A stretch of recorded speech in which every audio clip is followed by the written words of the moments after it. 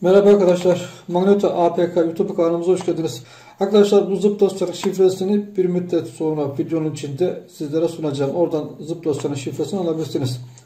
Bir size tanıtım yapacağım uygulamayı isterseniz Chrome üzerinden arama yerine admin veya seçme APK'lar yazıp oradan indirebilirsiniz. Veya uygulamalarımızı yüklemişseniz uygulamalarımız üzerinden indirebilirsiniz.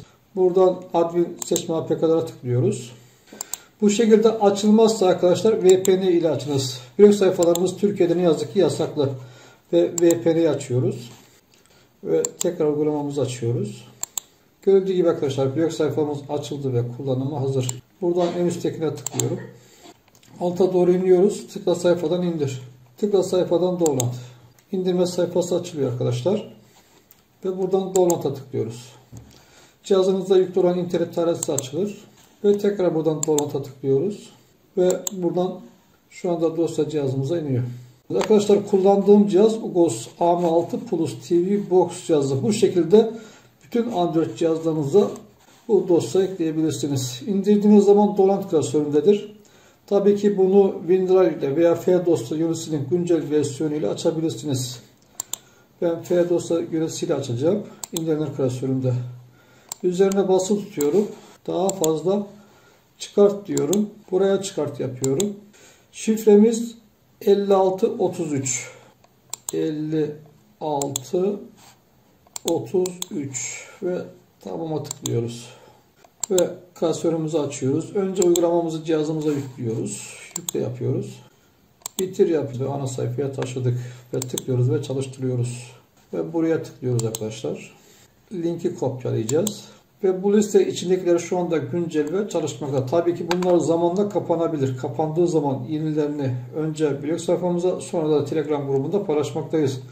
Telegram grubumuza abone olmayı unutmayınız. Ve buna tıklıyoruz. Önce linki kopyalıyoruz. Basılı tutuyoruz ve yapıştır yapıyoruz. Ve tekrar üsyennameyi kopyalıyoruz. Kopyala yapıyoruz. Ve tekrar üsyennameyi yapıştırıyoruz. Ve tekrar text dosyamızı açıyoruz ve pasportu kopyalıyoruz. Ve buradan ileriye tıkladım, alta indim arkadaşlar. Ve buraya da yapıştırıyoruz. Burayı işaretliyoruz arkadaşlar. Ve Enter'a tıklıyoruz. Geri tuşuna 2 sefer tıkladım ve oraya işaretledim. Arkadaşlar görüldüğü gibi yüklendi ve kullanıma hazır. Buradan buna tıklıyoruz. Buralarını tamamen buzlayacağım arkadaşlar. Burada görüldüğü gibi arkadaşlar üst taraftan kategori olarak var arkadaşlar. Bir tanesine tıklayalım arkadaşlar. Buralarını tabii ki buzlayacağım arkadaşlar. Yeni bir listeyi buradan eklersiniz. Yalnız buna sadece bir liste eklenebiliyor. Ve buraya tıklıyoruz. Burada sim'e tıklıyoruz. Ve şu anda sıfırladı arkadaşlar. Ve yeni listeyi artık ekleyebilirsiniz. Eskiyi siler ve yeni listeyi bu şekilde ekleyebilirsiniz. Bunu tamamen kapatıyorum arkadaşlar. Yeni bir listeyi nasıl bulursunuz size onu anlatacağım arkadaşlar. Ve burayı tamamen kapatıyoruz. Yeni bir listeyi blog sayfalarımızda alabilirsiniz. Dediğim gibi önce blog sayfamıza sonra da Telegram grubunda paylaşmaktayız. Ve buradan blog sayfalarımızı açıyoruz. Görüldüğü gibi arkadaşlar bu da Türkiye'de yasaklı olduğu için bu da çalışmadı. Bunu tekrar kapatıyorum. Ve tekrar VPN'i açıyorum. VPN'i açmamızın sebebi arkadaşlar görüldüğü gibi arkadaşlar blog sayfamız açıldı ve kullanıma hazır. Buradan fazla anlatmayacağım arkadaşlar. Sadece isterseniz kutuyu kopyala yapıp tamamen kopyalayabilirsiniz. Kopyalayıp text dosya için yapıştırabilirsiniz veya yapabiliyorsanız tek tek kopyalayabilirsiniz arkadaşlar. Benim cihazımda işaretleyebiliyorum fakat kopyalama olmuyor arkadaşlar. Ne yaptım ne ettiysem benim cihazımda olmadı.